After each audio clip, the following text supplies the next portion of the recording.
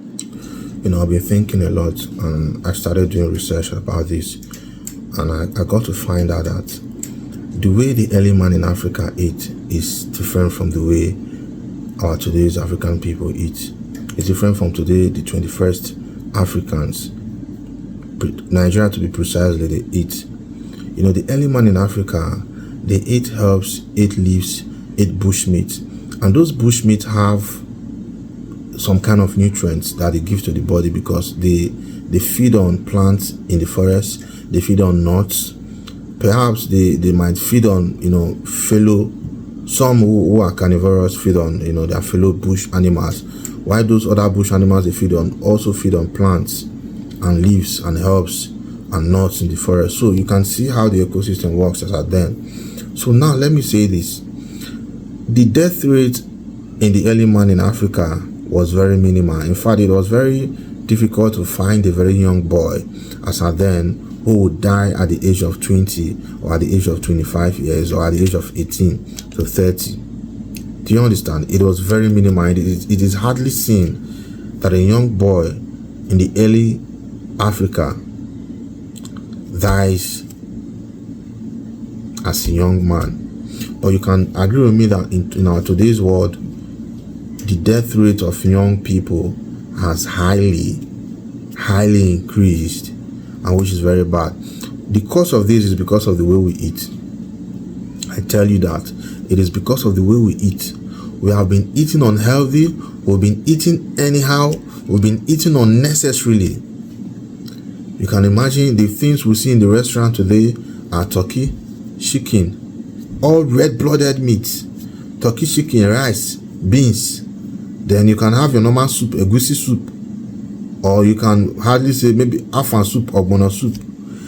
This food merely add no nutrients to the body. They merely add anything to our body. Now, you can agree with me that this food that you can see or you see in different restaurants in Africa today, they are very soothing to the eyes, but they are deadly to our inner body. They are deadly to our inner body. You can see we've been infiltrated by the Western culture. We no longer see the leaves our grandfathers ate. We no longer see the herbs our grandfathers ate. We no longer see the nuts our grandfathers ate. We no longer see the nutritious foods, the healthy food that our grandfathers ate. Though they ate bushmeat, bush are blooded animals, but these are bushmeats. These are bushmeats that fed on, the nutritious plants in the forest. You understand? So they aged rightly. Our forefathers aged rightly.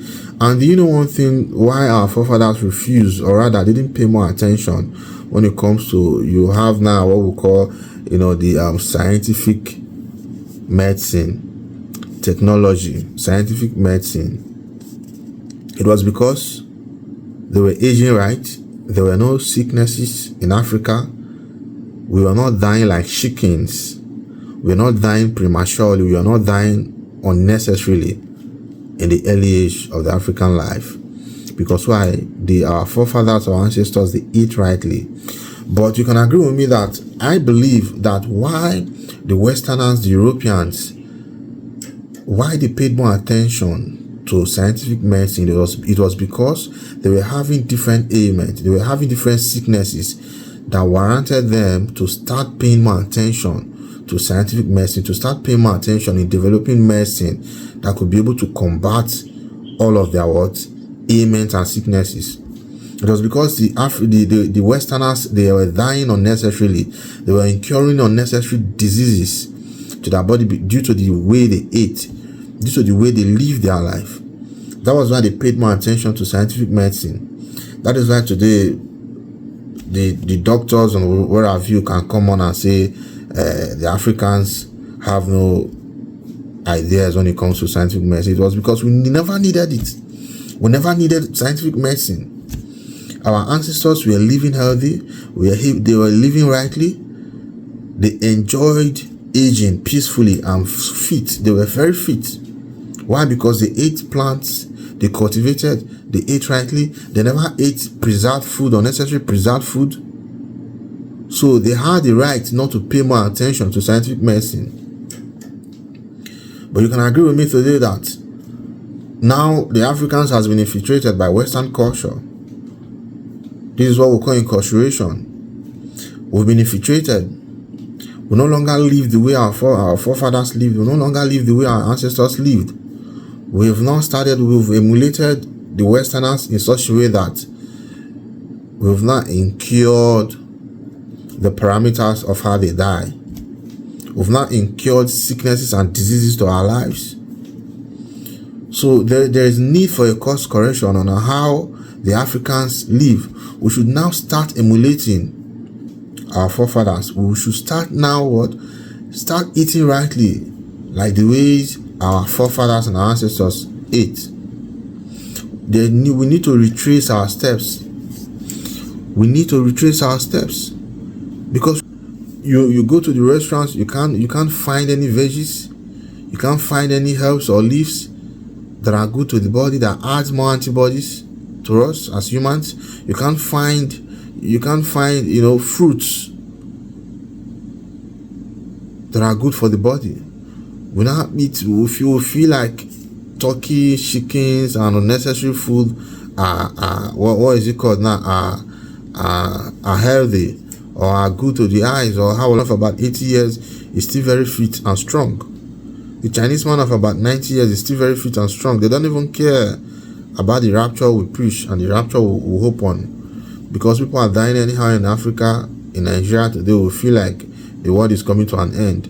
Go to China, go and see how Chinese are living. They are living very healthy, because why? They are eating healthy. They eat leaves, they eat veggies, they take herbs, they take teas. They have their natural teas that they take from plants, herbs.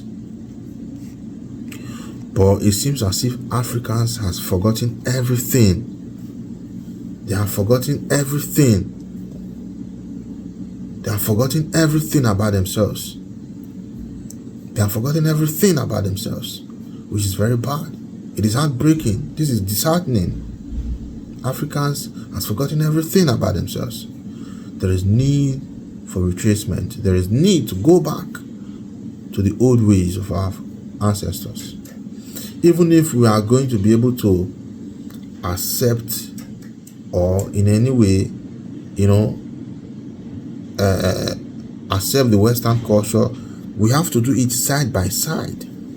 There is need for putting it side by side.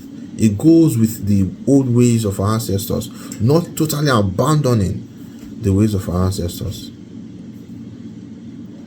So it is very disheartening. There is need for a course correction. There is need to retrace our ways back. There is need for us to look onto the ways of our ancestors and ask questions. Let us know what, the more food they ate. Let us know what they fed on, the more things they fed on. Nobody is saying all these things. Nobody is bringing out these histories. Nobody is trying to, teach us these ways of our ancestors. And it is very disheartening.